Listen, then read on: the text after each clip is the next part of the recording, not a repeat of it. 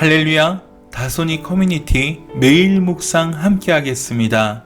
믿음과 행함 31번째 시간 공동체와 관계란 제목으로 오늘 묵상 함께 하겠습니다.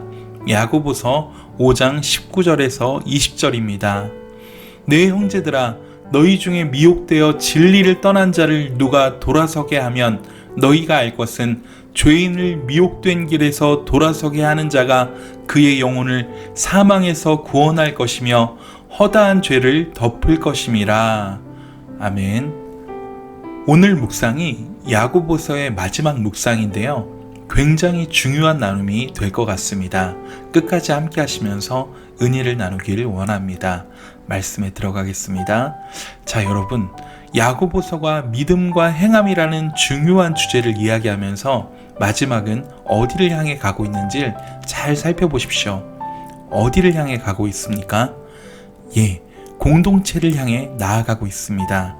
우리가 이룬 교회, 우리가 이룬 공동체는 서로 함께 지어져가는 성전이란 것입니다. 지속적으로 야고보서는 관계 속에서 일어나는 문제들을 말씀하고 있습니다. 말씀에 대한 이야기를 제외하면 모두가 성도와 성도의 관계를 이야기하고 있는 것입니다. 이 관계의 마지막 부분인 오늘 본문에 배교한 사람을 돌아오게 하는 문제가 언급되어 있습니다. 본문에 사용된 미혹이란 말은 아주 중요합니다. 헬라어 원어 플라나오라는 단어의 이 말은 방황하다, 헤매다, 속다, 죄를 짓다, 넋을 잃다, 길을 벗어나다 하는 그러한 의미가 있습니다. 이 말의 뿌리는 이탈, 방황, 정처 없이 헤매는 것을 지칭하는 말입니다. 우리가 사는 이 시대에 진리에서 떠나 미혹된 사람들이 얼마나 많습니까? 올바르고 건전한 기독교를 떠나 편협하고 치우친 교회를 이루고 있는 사람들이 얼마나 많고, 더 극단적으로 치우쳐서 이단이라고 정죄를 받은 사람들은 또 얼마나 많습니까? 그러므로 진리에서 떠나도록 미혹하는 일은 어제 오늘의 일이 아닙니다. 수많은 성도들이 올바르게 진리에 서 있지 못해 미혹을 당하고 올바른 복음에서 떠납니다. 이 안타까운 상황은 그때나 지금이나 마찬가지인 듯 합니다. 믿음과 행함의 마지막 말씀이 바로 이렇게 미혹되어 떠난 사람들에 대한 관심과 사랑으로 그들을 돌아오게 하는 것이란 점은 참으로 놀라운 일입니다. 그렇다면 왜 미혹되어 떠나는가? 이 질문에 대한 답은 그리 어렵지 않습니다. 미혹되어 떠나는 사람들의 특징적인 모습은 말씀의 기초가 없다는 것입니다. 신앙의 기초를 말씀에 두지 않고 꿈이나 환상, 신비에 둔다는 것입니다. 그래서 말씀을 올바르게 가르치는 것에는 관심이 없고 신비스럽게 가르치는 것을 좋아합니다. 그런 분들은 성경보다는 권위를 신비에 더 많이 줍니다. 그래서 올바른 복음을 가르치는 교회를 지루해하고 힘들어합니다. 그러다가 희한하게 성경을 가르치는 사람들에게서 기쁨을 맛보고 미혹되어 떠난다는 것입니다. 그러나 여러분, 잘 보십시오.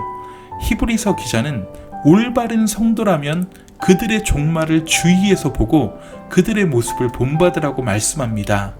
올바른 기독교는 가정이 세워지고 삶이 건강해집니다. 직장에서나 사회에서나 환영받는 사람이 됩니다. 화평을 추구하고 섬기는 사람, 사랑하려고 애쓰는 사람이 칭찬받지 않으면 누가 칭찬을 받겠습니까? 그러나 편협한 기독교는 그렇지 않습니다. 미혹되어 흘러 떠내려간 사람들을 잘 보십시오. 가정이 편하지 않습니다. 그리고 무엇보다도 결과가 좋지 않습니다. 그러므로 우리는 그리스도의 사랑을 가지고 돌아서게 하는 사람이 되어야 합니다. 여기서 중요한 것은 믿음과 행함이란 주제에서 서로를 향한 관심과 사랑이란 것입니다. 나 혼자 잘하고 나 혼자 뭐든지 좋은 사람은 문제가 아주 심각한 사람입니다.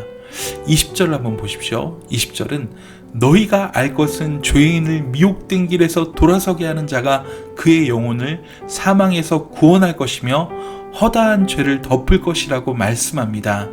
여기서 문제의 핵심은 죄인을 미혹된 길에서 돌아서게 하는 것에 관심을 갖는 것입니다.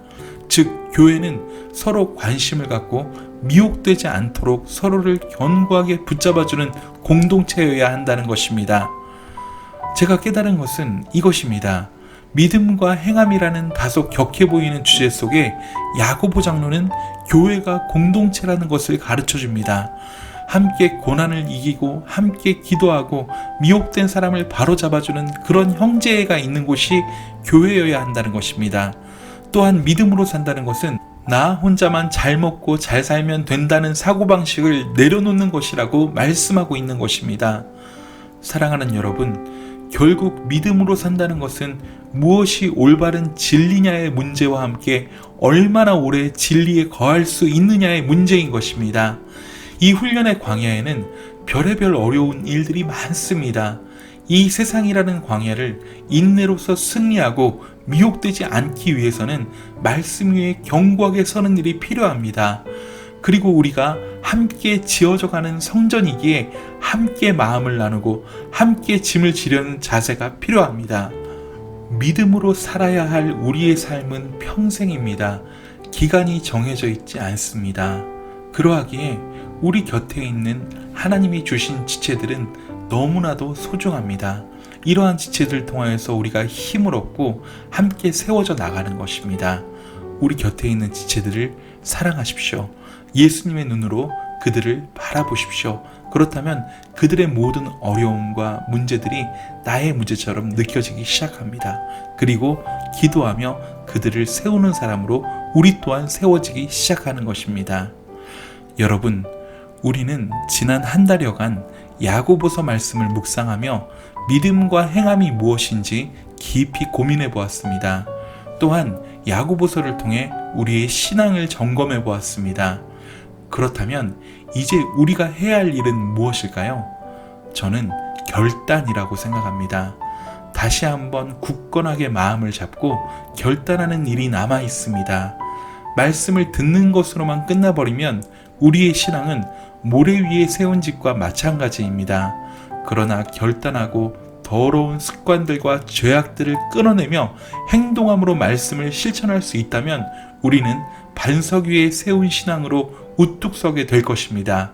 우리를 지금까지 흔들어왔던 수많은 시련과 어려움들은 돌아보면 성장의 과정들이요, 믿음의 시험대였습니다. 앞으로도 이 시련과 어려움들은 계속 닥쳐올 것입니다. 그러나 여러분, 우리 안에는 세상보다 크신 이가 좌정하고 있습니다. 이 사실을 우리는 너무 잘 알고 있습니다. 믿음으로 행한다는 것은 우리 안에 계신 크신 하나님을 철저히 의지하는 것임을, 예수님만을 붙잡는 것임을 우리는 알고 있습니다. 그러하기에 우리가 주님께 기도할 수 있다는 것은 놀라운 특권이요 은혜입니다.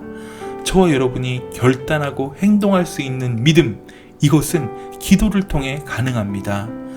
기도를 결단하십시오. 기도의 사람이 되십시오. 기도의 사람은 성령의 사람입니다. 성령의 사람은 세상을 뛰어넘는 놀라운 힘을 지닌 세상이 감당치 못할 자들입니다. 이 광야의 길 끝에는 우리 주님이 계십니다. 우리는 이 세상에 살지만 세상에 속한 자가 아닌 천국의 소망을 가진 사람들입니다. 이 소망을 가진 저와 여러분은 선택의 여지가 없습니다.